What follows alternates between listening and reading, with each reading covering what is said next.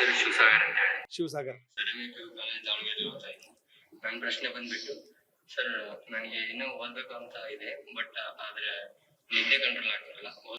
ನಿದ್ರೆ ಪದೇ ಪದೇ ನಿದ್ದೆ ಬರೋದು, ಓದಿದ್ದು ನೆನಪಾರ್ದಂಗೆ ಆಗೋದಾಗ್ತಾ ಇದೆ. ಅದಕ್ಕೆ ನೀವು ಏನಾದ್ರೂ ಪರಿಹಾರ ಹೇಳ್ಬೋದಾ ಸರ್? ನಿದ್ರೆ ಬರುತ್ತೆ ಅಂತ. ನಿದ್ರೆ. ಶಿವಸಾಗರ್, ನೀ ಹೇಳೋದು ಕರೆಕ್ಟಪ್ಪ. ನಿದ್ರೆ ಅಂದರೆ ಏನು ಅಂತ ಮುಖ್ಯ ತಿಳ್ಕೊಬೇಕು. ದೇಹಕ್ಕೆ ಆಯಾಸವಾದಾಗ ನಿನಗೆ ಗೊತ್ತಿಲ್ಲದ ಹಾಗೆ ಕಣ್ಣು ಮುಚ್ಚುತ್ತೆ, ತೂಕಡಿಕೆ ಬರುತ್ತೆ ಅಂತೀವಿ. ದಯವಿಟ್ಟು ತಿಳ್ಕೊಬೇಕಾದ್ದು ಎರಡು, ಆಕಳಿಕೆ ಮತ್ತು ನಿದ್ರೆ. ಇವು ಸೈಂಟಿಫಿಕ್ ಪ್ರೊಸೆಸ್. ಇದು ಆಕಳಿಕೆ ಬರೋದು ಯಾವಾಗ ಗೊತ್ತಾ? ಮೆದುಳಿಗೆ ಸುಸ್ತಾದಾಗ ಆಕ್ಸಿಜನ್ ಬೇಕದಕ್ಕೆ, ದೀರ್ಘ ಆಕಳಿಸೋದು, ಜಾಸ್ತಿ ಆಕ್ಸಿಜನ್ ತೊಗೊಳ್ಳೋದು ಒಳಗಡೆ. ಬ್ರೈನ್ ಸುಸ್ತಾದಾಗ ಮಾತ್ರ ಆಕಳಿಕೆ ಬರುತ್ತೆ. ಅದಕ್ಕೆ ನಿನಗೆ ಓದುವಾಗ ಆಕಳಿಕೆ ಬಂದರೆ, ಮತ್ತು ತೂಕಡಿಕೆ ಯಾವಾಗ ಬರುತ್ತೆ ಗೊತ್ತಾ? ತುಂಬ ಬ್ರೈನಿಗೆ ಸುಸ್ತಾದಾಗ ಬರುತ್ತೆ. ನಿನಗೆ ಆಕಳಿಕೆ ನಿದ್ದೆ ಬರುತ್ತೆ ಅಂದರೆ ಬ್ರೈನಿಗೆ ಸುಸ್ತಾಗಿ, ದೇಹಕ್ಕಾಗಿರೋಲ್ಲ ಕೆಲವೊಂದು ಸಲ, ಮೆದುಳಿಗೆ ತುಂಬ ಸುಸ್ತಾಗಿರುತ್ತೆ. ಅದಕ್ಕೇನು ಮಾಡಬೇಕು? ನಾನು ಮೊದಲೇ ಹೇಳಿದ ಹಾಗೆ, first do not miss your exercises. ಭಾಳ ಮುಖ್ಯ ಇದು. ಮುಖ ಚೆನ್ನಾಗಿ ತೊಳ್ಕೊಂಡು ಸ್ಪಾಟ್ ಜಾಗಿಂಗ್ ಮಾಡಬೇಕು. ನಿಂತಲ್ಲೇ ಸ್ಪಾಟ್ ಜಾಗಿಂಗ್ ಮಾಡು. ಹೊರಗಡೆ ಹೋಗಿ ಓಡಿ ಬರೋಕ್ಕಿದ್ರು ಅಂತೂ ಇನ್ನೂ ಚೆಂದಾನೇ ಅದು. 10 ನಿಮಿಷ ಹೊರಗಡೆ ಬಯಲಲ್ಲಿ ಓಡಿ ಬರೋದಿದ್ರೆ ಇನ್ನೂ ಚೆಂದ, ನ್ಯಾಚುರಲ್ ಅಟ್ಮಾಸ್ಫಿಯರ್ ಇರ್ತದೆ. ಯಾವಾಗ ನೀನು ಓಡೋಕ್ಕೆ ಶುರು ಮಾಡ್ತೀವಿ, ಯಾಕೆ ಓಡಬೇಕು ಅಂತ ಹೇಳ್ತೀನಿ ಅಂದರೆ, ಉಸಿರು ಜೇಗ್ ತೊಗೋತೀವಲ್ಲ, you pump so much of oxygen into the brain. ಈ ಬ್ರೈನ್ ಸೆಲ್ಸ್ ಇದಾವಲ್ಲ, they need oxygen very badly. ನನ್ನ ದೇಹದ ಯಾವುದೇ ಭಾಗಕ್ಕಿಂತ ಬ್ರೈನಿಗೆ ಆಕ್ಸಿಜನ್ ಜಾಸ್ತಿ ಬೇಕು. ಅಲ್ಲಿ ಜಾಸ್ತಿ ಕೆಲಸ ಇರೋದು ಇಲ್ಲೇ. ಅದಕ್ಕೆ ನೀನು 5 ನಿಮಿಷ ಓಡಿ ಬಂದರೆ, ಎಕ್ಸಸೈಸ್ ಮಾಡಿದರೆ, ಆಕ್ಸಿಜನ್ ಪಂಪ್ ಆಗುತ್ತೆ, ಬ್ರೈನ್ ಫ್ರೆಶ್ ಆಗುತ್ತೆ. ಆಗ ನೋಡಿ ನೀನು ಓದಿದ್ದೆಲ್ಲ ನೆನ್ಪಿಡ್ಕೊಳ್ಳುತ್ತೆ, ನಿದ್ದೆ ಬರೋಲ್ಲ. ನಿದ್ದೆ ಬರೋದು ಅಂದರೆ ಸಿಂಪಲ್ಲಾಗಿ ಬ್ರೈನಿಗೆ ಸುಸ್ತಾಗಿದೆ ಅಂತ. ಕೆಲವು ಹೀಗೆ ಕೂತ್ಕೊಂಡು ಓದ್ತಾರೆ, ನೋಡ್ಬೇಕು ಅದನ್ನು ಎಷ್ಟು ಚಂದ ಮಾಡ್ತಾರೆ ರಂಗನಾಥ್ ಅವರೇ. ನನಗೆ ಭಾಳ ಆಸೆ, ಮಕ್ಕಳ ಬಗ್ಗೆ ಭಾಳ ಪ್ರೀತಿ. ಬೆಳಗ್ಗೆ ಅಲಾರಾಮ್ ಇಟ್ಕೊಂಡ್ಬಿಡ್ತಾರೆ, 5 ಗಂಟೆಗೆ ಹೇಳಬೇಕು ಅಂತ. ಅಲಾರಾಮ್ ತನ್ನ ಪಾಡಿಗೆ ಮಾಡುತ್ತೆ ಅದು. ಬೆಳಗ್ಗೆ ನಿದ್ದೆ ಚೆಂದ ಅಲ್ವಾ? ಪಟ್ಟಂದು ಬಡದು ಇನ್ನೊಂದು 10 ನಿಮಿಷ ಮಲ್ಕೋತೀನಿ ಅಂತ ಮಲ್ಕೊಳ್ಳೋದು. ಮತ್ತು ಅಮ್ಮ ಬಂದು ಎಬ್ಬಿಸ್ತಾರೆ 6 ಗಂಟೆಗೆ. ಎದ್ದು ಕೂಡೋದು, ಹಾಸಿಗೆ ಮೇಲೆ ಕೂಡೋದು, ಬೆನ್ನು ವಯಸ್ಸತ್ತೆಲ್ಲ ಗೋಡೆಗೆ ಆಣಿಸಿ ಕೂತ್ಕೊಳ್ಳೋದು. ಆಮೇಲೆ ಸ್ವಲ್ಪ ಚಳಿ ಆಗ್ತದೆ, ಚಾದರ್ ಸ್ವಲ್ಪ ಕಾಲ ಮೇಲೆ ಹೇಳ್ಕೊಳ್ಳೋದು. ಒಂದು 10 ನಿಮಿಷಕ್ಕೆ ಪುಸ್ತಕ ಓದ್ತಿರ್ತೀವಿ, ಮಲ್ಕೊಂಡಿರ್ತಾರೆ ಇವರು. ಅದು ಓದೋ ಸ್ಟೈಲ್ ಅಲ್ಲ ಅದು. ಸ್ವಚ್ಛ ಮುಖ ತೊಳ್ಕೊಂಡು ಒಂದು ಕಡೆ ಕೂತ್ಕೋಬೇಕು. ಟೇಬಲ್ ಚೇರ್ ಇದ್ದರೆ ಸರಿ, ಇದ್ರ ಏನಾದರೂ ಇರಲಿ, ಟೇಬಲ್ ಚೇರೇ ಬೇಕು ಅಂತಿಲ್ಲ. ನೆಲದ ಮೇಲೆ ಎಲ್ಲೋ ಕಡೆ ಶಾಂತ ಜಾಗ ಇರೋ ಹಾಗೆ, ಮನಸ್ಸು ಡಿಸ್ಟ್ರಾಕ್ಷನ್ ಆಗದ ಹಾಗೆ. ಕೆಲವು ಅಡುಗೆ ಮನೇಲಿ ಕೂತು ಓದ್ತಾರೆ. ಇನ್ನೊಂದು ಮಾತು ಹೇಳ್ಬಿಡ್ಬೇಕು ಇಲ್ಲಿ, ಕೆಲವು ಟಿ ವಿ ನೋಡ್ತಾ ಓದ್ತಾರೆ, ಕೆಲವು ಮ್ಯೂಸಿಕ್ ಕೇಳ್ತಾ ಓದ್ತಾರೆ. ಮ್ಯೂಸಿಕ್ ಕೇಳಿದರೆ ನನಗೆ ಚೆನ್ನಾಗಿ ಬರ್ತದೆ ಅಂತ. ಅದು ತಪ್ಪು ತಪ್ಪು ತಪ್ಪು. ಹೌದಾ? ಖಾತ್ರಿ ತಪ್ಪದು. ಯಾಕಂದರೆ ನೀವು ಬ್ರೈನ್ ಹೆಂಗಿದೆ ಅಂದರೆ, ಒಂದು ಕೆಲಸ ಮಾಡ್ತಿದ್ರೆ ತುಂಬ ಚುರುಕಾಗಿ ಮಾಡುತ್ತೆ, 2 ಕೆಲಸ ಮಾಡಿದ್ರೆ ಹಂಚಿ ಹೋಗುತ್ತೆ, ಅದರ ವಿಭಾಗ ಆಗುತ್ತೆ. ಒಂದು ತಮಾಷೆ ಪ್ರಸಂಗ ಹೇಳ್ತೀನಿ, ಮನೆ ಪ್ರಾಕ್ಟೀಸ್ ಮಾಡಿ, ನೀವು ಮನೆ ಮಾಡಿ ನೋಡಿ. ಒಂದು ಪೇಪರ್ ಇಟ್ಕೋ, 1 2 3 4 5 6 ಎಲ್ಲರಿಗೂ ಬರುತ್ತೆ ಬರೆಯೋದಕ್ಕೆ. ವಾಚ್ ಸ್ಟಾಪ್ ಕ್ಲಾಕ್ ಇಟ್ಕೋಬೇಕು. ವಾಚ್ ಇಟ್ಕೊಂಡು ಸ್ಟಾರ್ಟ್ ಅಂದು 1 2 3 4 5 6 7 8 9 10 10 ವರ್ದಿಲ್ಸ್ಬಿಡು. 8 ಸೆಕೆಂಡ್ ನೋಡಿದೆ ಬರೀ, ಅದು ಮುಂದೆ 5 ಸೆಕೆಂಡ್ ತೊಗೊಂಡೆ ಬರೀ. ಅದ್ರ ಕೆಳಗೆ ABCDEFGHIJK ಬರೀ, ಜೆ ತನಕ ಬರೀ, 10 ಆಲ್ಫಾಬೆಟ್ಸ್ ಟಕ ಟಕ ಬರೀ. 7 ಸೆಕೆಂಡ್ ತೊಗೊಂಡು ಅದು ಮುಂದೆ ಬರೀ, 7 ಸೆಕೆಂಡು ಅಂತ ಇಟ್ಕೊ. 5 ಸೆಕೆಂಡು ನಂಬರ್ ಬರೆಯೋದಕ್ಕೆ, 7 ಸೆಕೆಂಡು ಅಕ್ಷರ ಬರೆಯೋದಕ್ಕೆ ಅಲ್ವಾ? ಪೇಜ್ ತಿರುಗಿಸ್ಬೇಕೀಗ, ಆ ಪೇಜಲ್ಲಿ ಬರೆಯೋಂಗಿಲ್ಲ. ತಿರುಗಿಸಿ ಏನು ಬರೀಬೇಕು ಗೊತ್ತಾ? 1A ಪಕ್ಕದಲ್ಲಿ ಒಂದ್ರ ಕೆಳಗೊಂದಲ್ಲ, 1A 2B 3C 4D 5E ಬರ್ಕೋತ ಹೋಗು. 10J ತನಕ ಬರೀ. ಎಷ್ಟು ಸೆಕೆಂಡ್ ತೊಗೋತೀನಿ ನೋಡು. ಎರಡೂ ಸೇರಿದ 12 ಸೆಕೆಂಡ್ ಆಗಬೇಕಾಗಿತ್ತಲ್ಲ, 20 ಸೆಕೆಂಡ್ ಒಳಗೆ ಆಗೋದೇ ಇಲ್ಲ ಅದು. ಯಾಕೆ? 2 ಸೇರಿ 12 ಆಗಬೇಕಾಯ್ತಲ್ಲ. ಹಾಂ, ಶಿಫ್ಟ್ ಆಗುತ್ತಲ್ಲ. The brain has to change the track between alphabets and numbers. ಈ ಸ್ವಿಚಿಂಗಲ್ಲಿ ಟೈಮ್ ಲಾಸ್ ಆಗುತ್ತೆ. ಆದ್ದರಿಂದ ನಾನು ಹೇಳ್ಕೊತೀನಿ, ಐ ಕ್ಯಾನ್ ಮಲ್ಟಿ ಟಾಸ್ಕಿಂಗ್ ಇದ್ದೀನಿ ನಾನು. ಒಂದೇ ಸಲ ಎಲ್ಲ ಕೆಲಸ ಮಾಡ್ತೀನಿ. ಟಿ ವಿ ನೋಡ್ತಾ ಓದ್ತೀನಿ. ಯಾವುದಾದ್ರೂ ಒಂದು ಮಾಡಪ್ಪ. ಟಿ ವಿನಾದರೂ ನೋಡು ಭಕ್ತಿಯಿಂದ, ಇಲ್ಲ ಓದಾದರೂ ಓದು. ಎರಡೂ ಮಾಡೋಕ್ಕೆ ಹೋಗಬೇಡಿ. ಅಥವಾ ಈ ಓದಿ ತಾವು ಹೇಳಿದ್ರಲ್ಲ 45 ನಿಮಿಷಕ್ಕೆ ಒಂದು ಗ್ಯಾಪ್ ಕೊಡಬೇಕು. ಆ ಸಂದರ್ಭದಲ್ಲಿ ಬೇಕಾದ್ರೆ ಕೇಳ್ಕೊ, ತೊಂದರೆ ಇಲ್ಲ. ಆದರೆ ಓದುವಾಗ ಮಾತ್ರ ಏಕಾಗ್ರ ಇರಬೇಕು. ಅರ್ಜುನನ ಕಥೆ ಎಲ್ಲರಿಗೂ ಗೊತ್ತಿದೆ. ಬಾಣ ಪ್ರಯೋಗ ಮಾಡಿದಾಗ ಎಲ್ಲರನ್ನೂ ಕರೆದ್ರು ದ್ರೋಣಾಚಾರ್ಯರು. ಗಿಡದ ಮೇಲೊಂದು ಪಕ್ಷಿ ಕಟ್ಟಿದ್ರು, ಯಾರಿಗೆ ಕಾಣುತ್ತೆ ಅಂತ. ಧರ್ಮರಾಜನ ಕರೆದ್ರು, ಕಾಣುತ್ತಾ ಪಕ್ಷಿ? ಕಾಣುತ್ತೆ ಅಂದ. ಮತ್ತೇನು ಕಾಣಿಸುತ್ತೆ? ಮರ ಕಾಣಿಸುತ್ತೆ. ಮತ್ತೇನು ಕಾಣಿಸುತ್ತೆ? ನೀವು ಕಾಣಿಸ್ತೀರಿ, ಎಲ್ಲರೂ ಕಾಣಿಸ್ತಾರೆ. ಬಾಣ ಬೀಳಿಡು ಹೋಗಂದ್ರು ಅವರು. ಆಗಲ್ಲ ನಿನ್ನ ಕಡೆಯಿಂದ. ಎಲ್ಲರೂ ಹಾಗೆ ಹೇಳಿದರು, ಅದು ಕಾಣುತ್ತೆ, ಇದು ಕಾಣುತ್ತೆ ಅಂತ. ಅರ್ಜುನ ಹೇಳ್ದ, ಪಕ್ಷಿ ಕುತ್ತಿಗೆ ಬಿಟ್ಟು ನನಗಿನ್ನೇನೂ ಕಾಣಿಸಲ್ಲ ಅಂದವನು.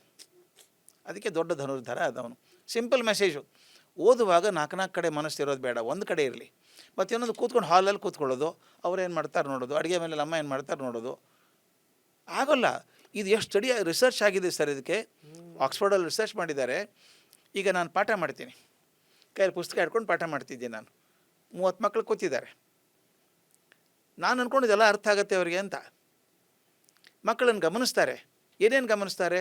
ನನ್ನ ಬಟ್ಟೆ ಗಮನಿಸ್ತಾರೆ, ನಾನು ಪುಸ್ತಕ ಹಿಡ್ಕೊಡೋದು ನೋಡ್ತಾರೆ, ನನ್ನ ಧ್ವನಿ ಏರಿಳಿತ ಗಮನಿಸ್ತಾರೆ, ನಾನು ಕೈ ಮಾಡೋದು ಗಮನಿಸ್ತಾರೆ ಅಲ್ವಾ.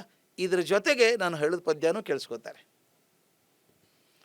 ನಾನು ಕಲ್ತದ್ದಿದ್ದು ಭಾಳ ದೊಡ್ಡ ಕಲ್ತದ್ದು. ನಾನು ಪದ್ಯ ಕಲಿಸ್ತಾ ಇದ್ದರು ಅವರು. ಅವ್ರೇನು ಮಾಡಿದ್ರು ಗೊತ್ತಾ, ತನ್ನ ರೂಮಲ್ಲೇ ಕೂತ್ಕೊಂಡು ರೆಕಾರ್ಡ್ ಮಾಡಿಕೊಂಡ್ರು ತನ್ನ ಧ್ವನಿಯಲ್ಲೇ. ಇದೇನಿದು ಅಂತ, ನೀನೇ ಓದ್ತೀಯಲ್ಲ ಕ್ಲಾಸಲ್ಲಿ, ರೆಕಾರ್ಡ್ ಯಾಕೆ ಮಾಡ್ಕೋತೀಯ, ನಿನಗೆ ಅರ್ಥ ಆಗಲ್ಲ ಅಂದರು. ನನಗೆ ಹಂಗೆ ಕರಕ್ಕೆ ಪೆಟ್ಟು ಬಿದ್ದಂಗೆ ಆಯಿತು. ಹೋದೆ ಕ್ಲಾಸ್ ನೋಡ್ಕೊಂಬರೋಣ ಅಂತ. ಅವನೇನು ಮಾಡಿದೆ ಗೊತ್ತಾ, ಟೇಪ್ ರೆಕಾರ್ಡರ್ ಹಾಕಿಬಿಟ್ಟು ಲಿಸನ್ ಟು ದ ಟೇಪ್ ಅಂದ. ಎಲ್ಲ ಗ್ರ್ಯಾಜುಯೇಟ್ ಸ್ಟೂಡೆಂಟ್ಸು ಕೇಳಿದರು. ಶಲ್ ಐ ಪ್ಲೇ ಅಗೇನ್ ಅಂದ. ಇನ್ನೊಂದು ಸಲ ಕೇಳಿದ. ನನಗೆ ಅರ್ಥ ಆಗೋಯ್ತು. ನಾನು ಪದ್ಯ ಮಾಡಬೇಕಾದ್ರೆ ನನ್ನ ಕೈ, ಹಾವಭಾವ, ಬಟ್ಟೆ ಎಲ್ಲ ಗಮನಿಸ್ತಾರೆ. ಬರೀ ಟೇಪ್ ರೆಕಾರ್ಡರ್ ಕೇಳುವ ಕಣ್ಣು ಮುಚ್ಚಿ ಅದೊಂದೇ ಕೇಳ್ತಿರ್ತಾರೆ. Focus, this is the focus. ಹಾಗೆ ಮಾಡಿದ್ರೆ ಮರೆಯೋದೇ ಇಲ್ಲ. ಈಗ ನೀವೇ ನೋಡಿ, ಯಾವುದಾರು ಅತ್ಯಂತ ಪ್ರೀತಿ ಸಿನಿಮಾ ಹಾಡು ಬಂದರೆ, ರೇಡಿಯೋದಲ್ಲಿ ಬಂದರೆ, ಟಿ ವಿ ಬಂದರೆ ಕಣ್ಣು ಮುಚ್ಕೋತೀವಿ ನಾವು. ಕಣ್ಣು ಯಾಕೆ ಮುಚ್ಕೋತೀರಿ? ಕೇಳೋದು ಕಿವಿಯಿಂದ ಅಲ್ವಾ? ಅಂದರೆ ನಾನು ಕೇಳುವಂಥ ಪ್ರಕ್ರಿಯೆಗೆ ನಿಸರ್ಗ ಅಡ್ಡ ಬರಬಾರ್ದು ಅಂತ. ಹಾಗೆ ನಾನು ಮಕ್ಕಳಿಗೆ ಹೇಳೋದು ಅದೇನೆ. ಟಿ ವಿ ನೋಡ್ತಾ ಓದೋದು, ಮ್ಯೂಸಿಕ್ ಕೇಳ್ತಾ ಓದೋದು ಅಲ್ಲ. ಯಾವುದಾದ್ರೂ ಒಂದು ಮಾಡಿ. 40 ನಿಮಿಷ ಓದುವಾಗ ಓದಬೇಕು, ಗಟ್ಟಿಯಾಗಿ ಓದಬೇಕು. ಓದಿ ತಮ್ಮ ಮನಸ್ಸಲ್ಲಿ ಕೂತ್ಕೊಂತ ಅಂತ.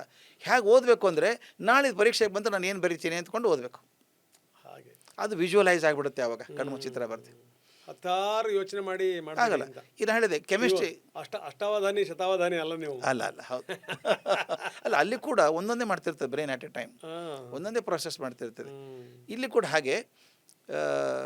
ಒಂದು ತಮಾಷೆ ಹೇಳ್ಬೇಕು ನಾನು. ಹುಡುಗರು ಓದ್ತಾ ಇರ್ತಾರೆ, ಲಕ್ಷ್ಯ ಆ ಕಡೆ ಈ ಕಡೆ ಹೋಗುತ್ತೆ. ಹೋದಾಗ ಓದಿದ್ದೇನು ಪುಳಿಯಲ್ಲ. ಅದ್ರ ಬದಲು ನಾನು ಪರೀಕ್ಷೆ ಓದಿದ್ದೀನಿ, ಇದನ್ನು ವಿಜುವಲೈಸ್ ಮಾಡ್ಕೊಳ್ಳೋದು ಹೇಗೆ. ನಾನು ವೆರಿ ಇಂಪಾರ್ಟೆಂಟ್ ಪಾಯಿಂಟ್. ನಾನು ಹೇಳಿದೆ ಸಿಂಪಲ್. ಮೆಟಲರ್ಜಿ ಅಂತ ಒಂದು ಸಬ್ಜೆಕ್ಟ್ ಇದೆ ಅವರಿಗೆ. ಲೋಹದಿಂದ, ಅದರಿಂದ ಲೋಹ ತೆಗೆಯೋದು ಹೇಗೆ ಅಂತ. ಅದನ್ನೇನು ಮಾಡಬೇಕು, ಓದಿದ್ದೀರಿ ಎಲ್ಲನೂ. ಮೊದಲು ತೆಗಿತಾರೆ, ಬಂಡೆ ಇರ್ತದೆ, ಅದು ಕುಟ್ಟಿ ಪುಡಿ ಮಾಡ್ತಾರೆ, ಅದನ್ನು ಬಿಟ್ಟು ನೀರಲ್ಲಿ ಹಾಕ್ತಾರೆ, ಕಲಬಲ ಮಾಡ್ತಾರೆ, ತೇಲುವಂಥ ಹೊಲಸೆಲ್ಲ ಹೋಗ್ಬಿಡ್ತದೆ. ಗಟ್ಟಿ ಮಟ್ಲು ಗಟ್ಟಿ ತಾನೆ, ಲೋಹ ಗಟ್ಟಿ ತಾನೆ, ಕೆಳಗೆ ಕೂತ್ಕೊಳ್ಳುತ್ತೆ. ಅದನ್ನೇನು ಮಾಡ್ತಾರೆ, ಮ್ಯಾಗ್ನೆಟಿಕ್ ಮೇಲೆ ಹೋಯ್ತಾರೆ. ಇದೆಲ್ಲ ಕಲ್ತಿದ್ದೆ. ಅದನ್ನು ಸಿನಿಮಾ ಮಾಡೋಕ್ಕೊಳ್ಳಲ್ಲ ನಿಮಗೆ. ಸಿನಿಮಾ ಮಾಡೋಕ್ಕಾಗಲ್ವಾ? ದೊಡ್ಡ ಬಂಡೆ ಅಗಿತಾ ಇದ್ದಾರೆ, ಕಣ್ಣು ಚಿತ್ರ ಬರಬೇಕು, JCB ಹಾಕಿ ಅಗಿತಾ ಇದ್ದಾರೆ. ಅದು ಕಲ್ಲು ಪುಟ್ಟಿ ಪುಡಿ ಮಾಡ್ತಾರೆ, ನೀರಲ್ಲಿ ಹಾಕ್ತಾರೆ. ಈಗ ಮನೇಲಿ ಅಮ್ಮ ಅಡುಗೆ ಅನ್ನ ಮಾಡಬೇಕಾದ್ರೆ ಅಕ್ಕಿ ನೀರಲ್ಲಿ ಹಾಕಿ ಹೆಂಗೆ ಮಾಡ್ತಾಳೆ, ಹೀಗೆ ಬಗ್ಗಿಸ್ತಾಳೆ, ಮೇಲಿನ ಕಸ ಎಲ್ಲ ಹೋಗಲ್ವಾ? ಇದೇ ತಾನೇ ಎಲ್ಲ ಮೆಟಲರ್ಜಿಯಲ್ಲಿ ಮಾಡೋದು. ಹಾಗೆ ಪ್ರತಿಯೊಂದು ಓದಿದ್ದನ್ನು ಒಂದು ಸಿನಿಮಾ ಮಾಡ್ಕೋಬೇಕು ಮನಸ್ಸಲ್ಲಿ, ಅದು ಮರೆಯೋದಿಲ್ಲ. ಎಂಥ ಅದ್ಭುತ. ಕೊನೆಯ ಪ್ರಶ್ನೆ ಗುರುಗಳೇ. ನಮಸ್ಕಾರ ಸರ್, ನನ್ನ ಹೆಸರು ಕಾರ್ತಿಕ್ ಅಂತ. ನಾನು ಸರಮಿ PU ಕಾಲೇಜ್ ದಾವಣಗೆರೆ. ನನ್ನ ಪ್ರಾಬ್ಲಮ್ ಏನಂದ್ರೆ, ನನಗೆ ಜಾಸ್ತಿ ಓದ್ತೀನಿ ಸರ್, ಅದು ಓದಿದ್ದು ನೆನಪಿರಲ್ಲ. ಮತ್ತೆ ಓದಿರ್ಬೇಕಾದ್ರೆ ಮುಂದಾಲೋಚನೆ, ಅಂದ್ರೆ ಮುಂದಿನ ಯಾವ ರೀತಿ ಅಂದ್ರೆ ಆ ರೀತಿ ಭಯ ಕಾಣಿಸುತ್ತೆ. ಮತ್ತೆ ಓದಿದ್ದು ನೆನಪಿರಲ್ಲ. ಒಂದ್ಸಲ ಟೆನ್ಷನ್ ಜಾಸ್ತಿ ಆಗುತ್ತೆ. ಮತ್ತೆ ಫೋಕಸ್ ಮೈಂಡ್ ಆಗಿ ಓದಕ್ಕಾಗಲ್ಲ. ಈ ಪ್ರಾಬ್ಲಮ್ಗೆ ಏನಾದ್ರು ಸೊಲ್ಯೂಷನ್ ಇದ್ರೆ ಹೇಳ್ತೀನಿ ಸರ್. ಮುಂದಿನ ಚಿಂತೆ ಬರುತ್ತೆ ಅಂತ. ಕಾರ್ತಿಕ್, ನಿನ್ನ ಸಮಸ್ಯೆ ಅದು ಕಾಲ್ಪನಿಕ ಅಲ್ಲ, ಅದು ನಿಜವಾಗ್ಲೂ ಸಮಸ್ಯೆನೇ. ಅದು ಪರೀಕ್ಷೆ ಓದುವಾಗ ಮುಂದಿನ ವಿಚಾರ ಮಾಡ್ತೀನಿ. ನನಗೆ ಕೋರ್ಸ್ ಶೀಟ್ ಸಿಗುತ್ತಾ ಇಲ್ಲ, ಮಾರ್ಕ್ಸ್ ಬರುತ್ತಾ ಇಲ್ಲ, ಯಾವ ಕಾಲೇಜ್ ಶೀಟ್ ಸಿಗುತ್ತೋ ಗೊತ್ತಿಲ್ಲ, ಮುಂದೆ ಏನು ಮಾಡಬೇಕು, ಇಂಜಿನಿಯರಿಂಗ್ ಆಗುತ್ತಾ, ಮೆಡಿಕಲ್ ಆಗುತ್ತಾ, ಇದೆಲ್ಲ ಬರುತ್ತೆ. ಇಂಜಿನಿಯರಿಂಗ್ ಮೆಡಿಕಲ್ ಆಗೋದು ಯಾವಾಗಪ್ಪ ನಿನಗೆ? PUC ಆದಮೇಲೆ ತಾನೆ. ಈಗ ಇಂಜಿನಿಯರಿಂಗ್ ಮಾಡಿಕೊಂಡು ತಿಂತ ಇಲ್ಲ. ಅದು ಹೇಗಿದೆ ಅಂದರೆ, ಅವನು ಮಾಡ್ತಿದ್ದಂತೆ, ಕೋಳಿ ತಂದ, ಕೋಳಿ ನಾಳೆ 2 ತತ್ತಿ ಹಾಕುತ್ತೆ, ಅದು ಹಾಗೆ ಮೊಟ್ಟೆ ಕಾವು ಕೊಡ್ತೀನಿ, ಅವು 2 ಕೋಳಿ ಆಗುತ್ತೆ, ಅವು ಒಂದಿಷ್ಟು ಮೊಟ್ಟೆ ಆಗುತ್ತೆ, ಲೆಕ್ಕ ಹಾಕ್ಕೊಂಡದ ಕೊನೆಗೆ ಏನಾಯಿತು ಗೊತ್ತಲ್ಲ, ಎಲ್ಲ ಮೊಟ್ಟೆ ಒಡೆದು ಹೋಯ್ತಾ ಇದೆಲ್ಲ. ಹಾಗೆ ನಾಳಿನ ಚಿಂತೆ ಮಾಡಬೇಡ, ಇವತ್ತಿನ ಚಿಂತೆ ಇವತ್ತು. ನೀನು PUC ಚೆನ್ನಾಗಿ ಮಾರ್ಕ್ಸ್ ತೊಗೊಂಡ್ರೆ ತಾನೇ ಉಳಿದ ಕರಿಯರ್ ಆಪ್ಷನ್ಸ್ ಇರೋದು. ಅದಕ್ಕೆ ಈಗ ನನ್ನ ಗುರಿ ಇರೋದು ಈ PUC ಚೆನ್ನಾಗಿ ಓದಬೇಕು, ಚೆನ್ನಾಗಿ ಓದೋಕೆ ವಿಷಯ ಅರ್ಥ ಮಾಡ್ಕೋಬೇಕು. ಟೆನ್ಷನ್ ಆಗುತ್ತೆ, ಅದು ಖಂಡಿತ ಆಗಬೇಕಾದ್ದೇ. ಟೆನ್ಷನ್ ಆಗೋದು ಯಾವಾಗ ಅಂತ ಆಗಲೇ ಹೇಳಿದ್ದೀನಿ ನಾನು. ಒಂದು ವಿಷಯ ಅರ್ಥ ಆಗದೆ ಹೋದಾಗ, ಸರಿಯಾಗಿ ಓದದೇ ಹೋದಾಗ, ಬರವಣಿಗೆ ಆಗದೆ ಹೋದಾಗ, ಇವೆಲ್ಲವೂ ಸರಿ ಇದ್ದರೆ ಯಾಕೆ ಭಯ ಆಗಬೇಕು? ನಾನು ಹೊರಗಿಂದ ಏನೂ ಕೇಳಲ್ಲ ಪರೀಕ್ಷೆಗೆ, ಅವರು ಟೆಕ್ಸ್ಟ್ ಬುಕ್ ಬಿಟ್ಟು ಏನೂ ಕೇಳಲ್ಲ. ಆದ್ದರಿಂದ ಪರೀಕ್ಷೆಯನ್ನು ಗಮನದಲ್ಲಿಟ್ಕೊಂಡು ನಿಧಾನಕ್ಕೆ ಒಂದೇ ಮಾತು ಹೇಳೋದಾದರೆ, ನಾನು ಇಡೀ ವರ್ಷ ಓದಬೇಕು. ಮೊದಲು ಪರೀಕ್ಷೆ ಹೊತ್ತಿಗೆ ಓದಿದ ಕಷ್ಟ. ಅದು ನಿಜ. ಕೊನೆ ಮೊಮೆಂಟಲ್ಲಿ ನೀನು ಟ್ರೈನಿಗೆ ಹೋಗಬೇಕು ಅಂತ ಬ್ಯಾಗ್ ಹಿಡ್ಕೊಂಡು ಹೋದಾಗ ಏನೋ ಮರೆತೇ ಹೋಗಿರ್ತೀಯ ನೀನು, ಗ್ಯಾರಂಟಿ. ಆದರೆ ಊರಿಗೆ ಹೋಗೋದು ಗೊತ್ತಿದ್ದಾಗ ಮೊದಲೇ ಚೆಂದಾಗಿ ಪ್ಯಾಕ್ ಮಾಡಿ ಬ್ಯಾಗ್ ರೆಡಿ ಇಟ್ಟಿದ್ರೆ ಏನೂ ಮರೆತು ಹೋಗಲ್ಲಲ್ಲ. ಊರಿಗೆ ಹೋಗಲಿಕ್ಕೆ ಎಷ್ಟು ತಯಾರಿ ಮಾಡ್ಕೋಬೇಕಾದ್ರೆ ನೀನು ಜೀವನಕ್ಕೆ ಬೇಕಾದಂಥ ಪರೀಕ್ಷೆಗೋಸ್ಕರ ಇನ್ನೂ ಚೆನ್ನಾಗಿ ತಯಾರು ಮಾಡ್ಕೋಬೇಕಲ್ವ. ಅದಕ್ಕೆ ಸರಿಯಾಗಿ ಮೊದಲಿಂದಾನೇ ಪ್ಲ್ಯಾನ್ ಮಾಡಿ, ಏನು ಅರ್ಥ ಆಗದೆ ಹೋದರೆ ಹಿಂದಿನ ಕ್ಲಾಸಿನ ಪರೀಕ್ಷೆಗೆ ಹೋಗಿ ಆ ಕ್ವಶನ್ ಪೇಪರ್ ಸಾಲ್ವ್ ಮಾಡಿ ಬರಬೇಕು. ಆಗ ಟೆನ್ಷನ್ ಆಗೋಲ್ಲ ನಿನಗೆ. ಕೆಲವು ನೋಡಬೇಕು ಪರೀಕ್ಷೆಗೆ ಎಷ್ಟು ಆರಾಮಾಗಿ ಹೋಗ್ತಿರ್ತಾರೆ, ವಿಷಯ ಗೊತ್ತಿದೆ ನನಗೆ, ಈಗ ನಾನು ಮನೆಗೆ ಹೋಗೋದಕ್ಕೆ ಟೆನ್ಷನ್ ಇಲ್ಲ, ಆದರೆ ಗೊತ್ತಿಲ್ಲದ ಊರಿಗೆ ಹೋಗ್ಬೇಕಂದ್ರೆ ಟೆನ್ಷನ್ ಆಗುತ್ತೆ. ಹಾಗೆ ನೀವು ಗೊತ್ತಿಲ್ಲದ ಊರಿಗೆ ಹೋಗೋಂಗೆ ಆಗಬಾರ್ದು. ಪರೀಕ್ಷೆ ಅಂದರೆ ನಿಮ್ಗೆ ಗೊತ್ತಿರೋ ಊರಿಗೆ ನಿಮ್ಮ ಮನೆಗೆ ಹೋಗ್ತಿದ್ದೀರಿ ಅಂದ್ಕೊಂಡು ಹಾಗೆ ವಿಷಯವನ್ನು ಚೆನ್ನಾಗಿ ಓದ್ಕೊಂಡು ಮನನ ಮಾಡಿಕೊಂಡು ಅದನ್ನು ಚಿತ್ರೀಕರಣ ಮನಸ್ಸಲ್ಲಿ ಮಾಡಿಕೊಂಡು ಬರೆದು ತೆಗೆದು ಮತ್ತೊಬ್ಬರಿಗೆ ಪಾಠ ಮಾಡಿ ನೆನಪಿಟ್ಕೊಂಡ್ರೆ ಯಾವ ಚಿಂತೆನೂ ಇಲ್ಲ. Fantastic sir. ತಮ್ಮ ಬಿಡುವಿಲ್ದಿರೋ ಸಂದರ್ಭದಲ್ಲೂ ಬಂದಿಷ್ಟು ಮಾತಾಡಿದ್ರಿ. ಕೊನೆಯದಾಗಿ ವಿದ್ಯಾರ್ಥಿಗಳಿಗೆ ಒಂದು ಸಂದೇಶ, ಇದು ಎಲ್ಲದೂ ಕೂಡ ಸಂದೇಶವೇ, ಆದರೂ ಕೊನೆಯದಾಗಿ ಬಹಳ ಮುಖ್ಯ ಒಂದು, ಮಕ್ಕಳೇ ಯಾವತ್ತೂ ಮರಿಬಾರ್ದು, ನಿಮ್ಮ ಈ ಸ್ಥಿತಿಗೆ, ನಿಮ್ಮ ಈ ಪರೀಕ್ಷೆ ತಯಾರಿ ಮಾಡ್ಕೊಳ್ಳೋದಕ್ಕೆಲ್ಲ ನಿಮ್ಮ ಅಪ್ಪ ಅಮ್ಮ ಭಾಳ ಮುಖ್ಯ. ಅವ್ರ ಬಗ್ಗೆ ನಿಮ್ಗೆ ಯಾವತ್ತೂ ಗೌರವ ಕಮ್ಮಿ ಇರಬಾರ್ದು, ಅವ್ರ ಬಗ್ಗೆ ಪ್ರೀತಿ ಕಮ್ಮಿ ಆಗಬಾರ್ದು. ಅವ್ರು ಒತ್ತಾಯ ಮಾಡ್ತಾರೆ ಕೆಲವೊಂದು ಸಲ ಓದು ಓದು ಅಂತಾಗ ಬೇಜಾರು ಮಾಡ್ಕೋಬೇಡಿ. ಅವ್ರು ಹೇಳೋದು ನಿಮಗೋಸ್ಕರ ಹೇಳ್ತಾರೆ, ಮತ್ತೊಬ್ಬರು ಯಾರಿಗೂ ಅಲ್ಲ. ನೀವು ಯಾವಾಗಲೂ ಒಂದು ಮಾತು ತಿಳ್ಕೋಬೇಕು, ಅಮ್ಮಗೆ ಅಪಮಾನ ಮಾಡಿ ಬೇಜಾರು ಮಾಡಿ ದೊಡ್ಡವರಾಗೋಕ್ಕೆ ಸಾಧ್ಯ ಇಲ್ಲ. ನಿಮ್ಮ ಅಮ್ಮನ ಕಣ್ಣಲ್ಲಿ ನಿಮ್ಮ ನಡೆಯಿಂದಾಗಲಿ ಮಾತಿನಿಂದಾಗಲಿ ಒಂದು ಹನಿ ನೀರು ಬಂದರೆ ನಿಮಗೆ ಒಳ್ಳೆಯದಾಗೋಲ್ಲ, ಅದು ತಿಳ್ಕೋಬೇಕು. ದಿನ ಎದ್ದ ತಕ್ಷಣ ತಾಯಿ ಕಾಲು ಮುಟ್ಟಿ ನಮಸ್ಕಾರ ಮಾಡಿ. ಪರೀಕ್ಷೆ ಬಂದಾಗ ಅಂತಲ್ಲ, ಯಾವಾಗಲೂ ಮಾಡಬೇಕು ಅದನ್ನು. ಒಂದು, ತಾಯಿ ಕಾಲು ಮುಟ್ಟಿದಾಗ ಸಿಗುವಂಥ ಆತ್ಮವಿಶ್ವಾಸ ನಿಮಗೆ ಎಲ್ಲೂ ಸಿಗಲಿಕ್ಕಿಲ್ಲಪ್ಪ, ಯಾವ ದೇವಸ್ಥಾನದಲ್ಲೂ ಸಿಗಲ್ಲ ನಿಮಗೆ. ಎಂಥ ಮಾತು ನೋಡಿ, ಅದು ಮಾಡಬೇಕು. ಸೆಕೆಂಡ್ಲಿ, ನಿಮ್ಮ ಗುರುಗಳ ಬಗ್ಗೆ ಹಗರಾಗಿ ಮಾತಾಡಬೇಡಿ. ಶಿಕ್ಷಕರ ಬಗ್ಗೆ ಹಗರಾಗಿ ಮಾತಾಡಿದಾಗ ನಿಮ್ಗೆ ಶಿಕ್ಷೆ ಓದಿದ್ದು ಅಂಟಲ್ಲ ನಿಮಗದು. ಮೂರನೇದು, ನಿಮ್ಮಲ್ಲಿ ಆತ್ಮವಿಶ್ವಾಸ ಕಮ್ಮಿ ಆಗಬಾರ್ದು. ನಾನು ಏನು ಕಮ್ಮಿ ಇದ್ದೀನಿ, ಅವ್ರಿಗೂ 2 ಕಣ್ಣು ನನಗೂ 2 ಕಣ್ಣು, ಅವ್ರಿಗೂ ಕೈ ನನಗೂ ಕೈ ಇದೆ, ನನಗೂ ದೇಹ ಇದೆ, ನನಗೂ ರಕ್ತ ಇದೆ, ಆದ್ದರಿಂದ ಅವನು ಪ್ರಯತ್ನ ಮಾಡಿದಾಗ ನಾನು ಮಾಡಿದ್ರೆ ಆಯ್ತಲ್ಲ ಅಂತ ಹೇಳಿ ಅವನನ್ನು ಅನುಸರಣೆ ಮಾಡಿ ಅನುಕರಣೆ ಮಾಡೋಕ್ಕೆ ಹೋಗಬೇಡಿ. ಅವ್ನು ಹೇಗೆ ಓದ್ತಾನೆ ನಾಚಿಕೆ ಬೇಡ. ಇನ್ನೊಂದು ಹೇಳ್ತೀನಿ, ಶಾಲೆಯಲ್ಲಿ ಅರ್ಥ ಆಗದೆ ದಯವಿಟ್ಟು ಮೇಷ್ಟ್ರನ್ನ ಕೇಳಿ, ಸರ್ ನಂಗೆ ಅರ್ಥ ಆಗಿಲ್ಲ ಸರ್ ಹೇಳ್ಕೊಡಿ ಸರ್ ಇನ್ನೊಮ್ಮೆ ಅಂತ ಕೇಳಿ. ಕಲಿಯೋಕ್ಕೆ ಹೋದದ್ದು, ನಾಚಿಕೆ ಯಾಕೆ? ಸುಮ್ಮನೆ ಭ್ರಮೆ ಮಾಡೋ ಆಯ್ತು ಬಿಡ್ರಿ ಬಂದು ಪರೀಕ್ಷೆಗೆ ಬರೆದ್ರಾಯ್ತು ಅಂತಲ್ಲ.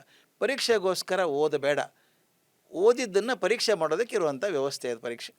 ಅದರಿಂದ ಚೆನ್ನಾಗಿ ಓದಿ ಭವಿಷ್ಯದ ಬಗ್ಗೆ ಒಳ್ಳೆ ಮಾತಿಟ್ಕೊಳ್ಳಿ. ನೆಗೆಟಿವ್ ಥಾಟ್ಸ್ ಬೇಡ. ದಯವಿಟ್ಟು ಮೋಸ್ಟ್ ಇಂಪಾರ್ಟೆಂಟ್ ಮಾತು ಹೇಳಬೇಕಾದದ್ದು ನಾನು, ನೆಗೆಟಿವ್ ಓದಬೇಡಿ ಈ ಕಾಲಕ್ಕೆ. ಬರೀ ಕೆಟ್ಟ ಸುದ್ದಿ ನೋಡೋದು, ಕೆಟ್ಟ ವಿಷಯ ನೋಡೋದು, ಅಲ್ಲಿ ಹಂಗಾಯ್ತಂತೆ, ಅವನ ಹುಡುಗಿನ ಕೊಂದು ಹಾಕಿದ್ದಂತೆ, ಇದು ಹಿಂಗಾಯ್ತಂತೆ, ಮನೆ ಬಿಟ್ಟು ಓಡೋದಂತೆ, ವೀಲಿಂಗ್ ಮಾಡಿದ್ದಂತೆ, ಇದು ಬೇಡ. ಈ ಕಾಲದಲ್ಲಂತೂ ಮನುಷ್ಯ ಯಾವಾಗಲೂ ಧನಾತ್ಮಕವಾಗೇ ಇರಬೇಕು. ನಿಮ್ಮ ಮನಸ್ಸು ಧನಾತ್ಮಕವಾಗಿದ್ದರೆ ಒಳ್ಳೆಯ ಯೋಚನೆಗಳೇ ಬರ್ತದೆ. ಕೆಟ್ಟ ಯೋಚನೆ ಬಂದರೆ ಮನಸ್ಸು ಸ್ವಚ್ಛ ಇರಲ್ಲ. ಅದರಿಂದ ಭಗವಂತನಲ್ಲಿ ಶ್ರದ್ಧೆ ಇಟ್ಕೊಳ್ಳಿ, ನಿಮ್ಮಲ್ಲಿ ಆತ್ಮವಿಶ್ವಾಸ ಇಟ್ಕೊಳ್ಳಿ, ಕೆಲಸ ಆಗುತ್ತೆ. ಆತ್ಮಬಲಂ ಬಲಂ ಬಲಂ, ಆತ್ಮಬಲಂ ಬಲಂ ಬಲಂ. Yes sir, thank you very much sir. Thank you sir, very happy. Thank you. ಇದು ಬರೀ ವಿದ್ಯಾರ್ಥಿಗಳಿಗೆ ಅಂದರೆ ನಿಮಗೆ ಮಾತ್ರ ಇದು ಪಾಠ ಅಂತಲ್ಲ, ಒಬ್ಬ ತಂದೆಯಾಗಿ ನನಗೂ ಕೂಡ ಪಾಠ. ಇದನ್ನು ಕೇಳ್ತಿರೋಂಥ ಪೋಷಕರಿದ್ದಾರಲ್ಲ ಅವರೆಲ್ಲರಿಗೂ ಕೂಡ ಒಂದು ದೊಡ್ಡ ಪಾಠ. ಯಾಕಂದರೆ ಗುರುರಾಜ್ ಕರ್ಜಿಗೆ ಅವರ ಮಾತು ಅನ್ನೋದಿದೆಯಲ್ಲ, ಅದು ಒಂದು ರಕ್ತದಲ್ಲಿ ಸಂದೇಶ. ನಾನು ಅದಕ್ಕೆ ಆರಂಭದಲ್ಲಿ ಹೇಳಿದೆ, ಇದು ಭಾಗ್ಯ. ಸೊ ಇಂಥವ್ರು ನಮ್ಮ ಸುತ್ತಮುತ್ತ ಇದ್ದಾರೆ ಅನ್ನುವಂಥದ್ದೇ ನಮ್ಮ ಭಾಗ್ಯ. ಅದು ಮತ್ತೊಂದು ಸರಿ ಭೇಟಿ ಮಾಡೋಣ. ನಮಸ್ಕಾರ. Thank you sir. ನಮಸ್ಕಾರ. Thank you sir. Thank you so much.